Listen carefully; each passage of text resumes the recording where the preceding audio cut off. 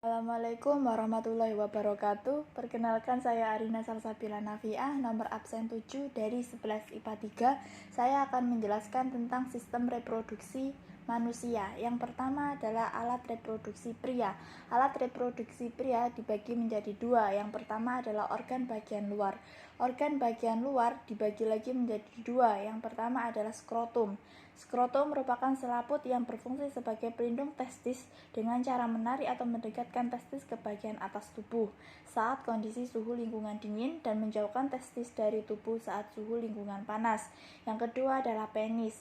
Penis berfungsi sebagai alat kopulasi pada pria dan di dalamnya terdapat saluran reproduksi dan juga uretra.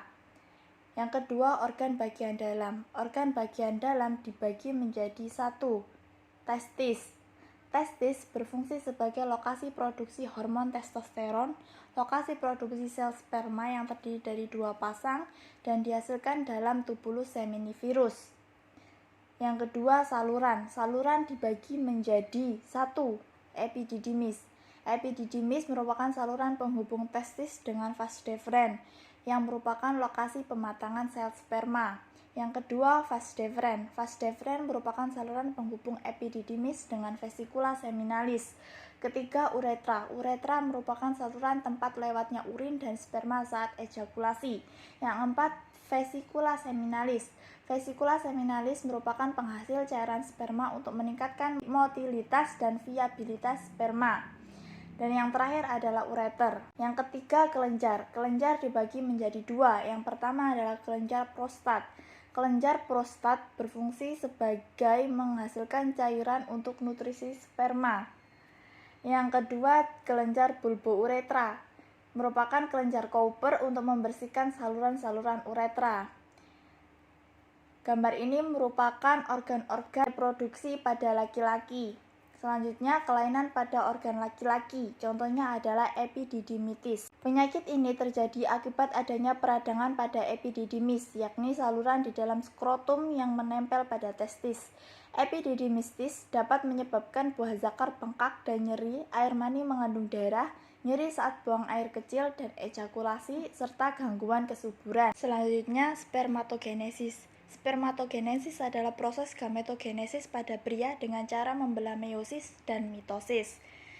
Spermatogenesis pada sperma biasanya terjadi di tubulus seminivirus atau testis, sedangkan tempat menyimpan sperma sementara terletak di epididymis. Spermatogenesis dimulai dari spermatogonium yang bersifat diploid, akan menghasilkan satu spermatosit primer diploid dan mengalami meiosis 1 menghasilkan 2 spermatosit sekunder, selanjutnya mengalami meiosis 2 dan menghasilkan 4 spermatid. 4 spermatid ini selanjutnya akan menjadi sperma yang seutuhnya atau sperma yang sempurna. Yang kedua adalah alat reproduksi pada wanita. Alat reproduksi pada wanita dibagi menjadi dua, organ bagian luar. Organ bagian luar dibagi menjadi dua, vagina dan vulva. Vagina merupakan tempat keluarnya darah menstruasi akibat estrogen dan progesteron.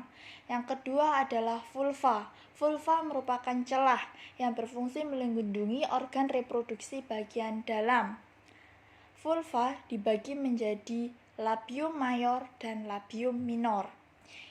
Yang kedua, organ bagian dalam. Organ bagian dalam yang pertama adalah serviks atau mulut rahim. Yang kedua adalah uterus atau rahim, yang merupakan tempat pertumbuhan embrio atau janin. Uterus atau rahim terdiri dari 3 lapisan. Yang pertama adalah perimetrium, kedua adalah myometrium, dan ketiga adalah endometrium.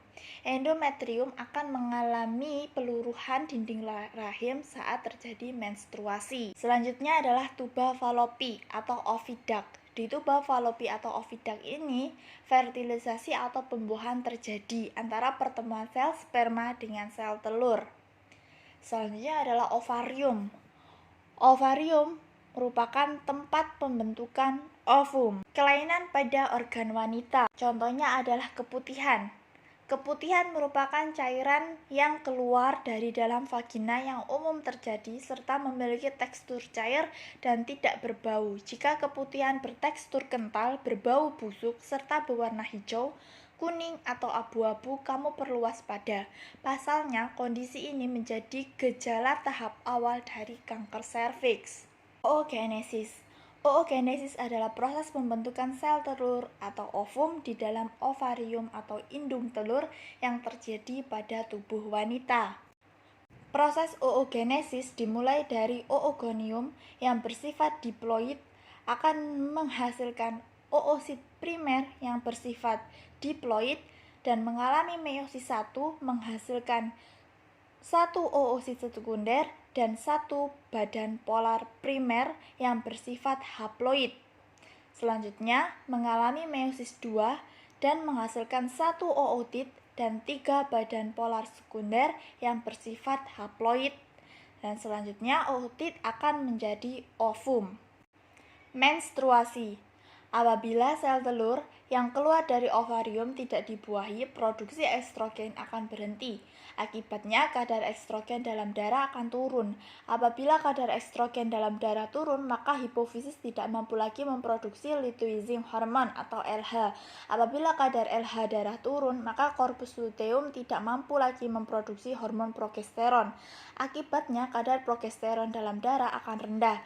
Keadaan ini akan berpengaruh terhadap kekuatan endometrium dinding rahim yang telah menebal pada saat menjelang ovulasi, yaitu endometrium akan meluruh, lalu diikuti pendarahan. Pendarahan yang terjadi akibat luruhnya lapisan endometrium inilah yang sering disebut sebagai haid atau datang bulan atau menstruasi.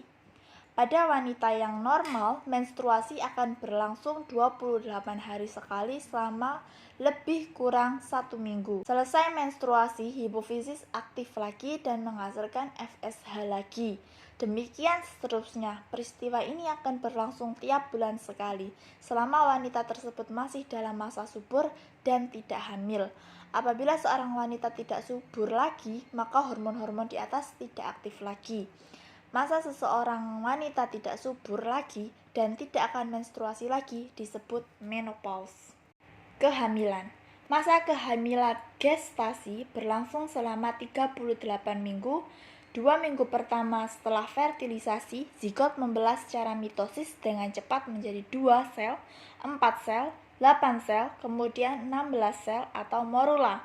Morula tumbuh menjadi blastosit yang berisi cairan blastosel. Sel-sel blastosit bagian luar membentuk tonjolan-tonjolan ke arah endometrium, menghasilkan enzim proteolitik yang mengikis sel-sel endometrium dan pembuluh darah, serta membantu implantasi, serta membentuk plasenta dan membran yang membungkus embrio. Kelahiran. Persalinan adalah proses kelahiran bayi. Tanggal kelahiran dihitung berdasarkan waktu menstruasi terakhir.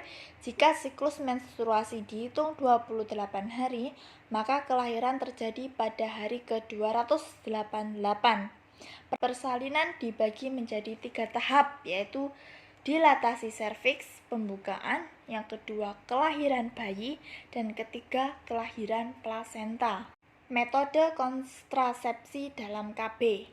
Kontrasepsi alami dengan sistem kalender, coitus interruptus, pengeluaran penis dari vagina sebelum ejakulasi, kontrasepsi kimiawi misalnya dengan menggunakan jeli, busa, krim, dan supositoria spermisida.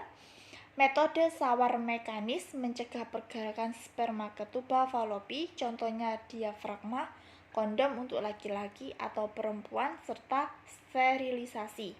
Penghambatan implantasi dengan cara memblokade implantasi, contohnya IUD atau AKDR, alat kontrasepsi dalam rahim yang bekerja mencegah sel telur yang telah dibuahi menempel pada dinding rahim. Yang terakhir, mencegah ovulasi dengan cara pil KB, susuk KB, suntik KB. Terima kasih. Wassalamualaikum warahmatullahi wabarakatuh.